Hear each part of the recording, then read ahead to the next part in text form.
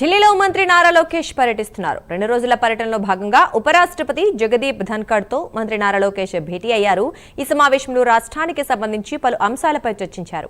కేంద్ర మంత్రి రామ్మోహన్ నాయుడు, ఎంపీలు లావు శ్రీకృష్ణదేవరాయలు, సానా సతీష్, బైరెడ్డి సబరి ఈ సమావేశంలో పాల్గొన్నారు. కాసేపట్లో కేంద్ర హోంమంత్రి అమిత్ షాతో పాటు కేంద్ర మంత్రి చిరాగ్ పాస్వాన్తో సమావేశం కానున్నారు. అనంతరం కేంద్ర విద్యాశాఖ మంత్రి ధర్మేంద్ర ప్రధాన్తో సాయంత్రం 5:30 కేంద్ర న్యాయశాఖ మంత్రి అర్జున్ రామ్ మేఘవాల్తో సమావేశం కానున్నారు.